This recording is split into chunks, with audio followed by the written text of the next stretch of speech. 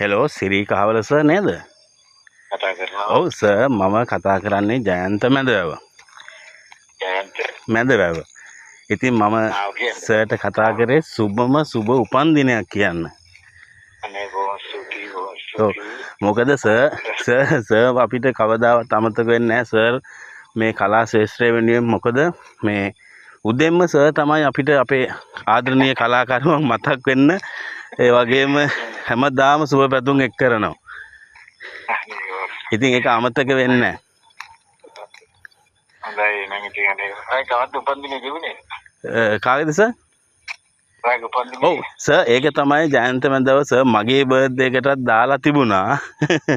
හැබැයි ඔව් දාලා තිබුණා. ඒකටත් බොහොම ස්තුතියි.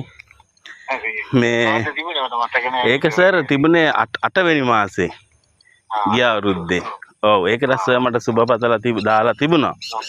ඉතින් ඒකටත් බොහොම ස්තුතියි. මේකට රයිටින් එක මේකට නැවතුනේ. ඔව් සර් ඒක තමයි දැන් අපි බැලුවේ දැන් එතනින් ඒක නතර වෙලා. ඔව් මේ ඒක බොහොම ස්තුතියි එහෙනම් කතා කරාට ආයෙ අපි හම්බෙමු. හරි සර් ජය වේවා. හරි.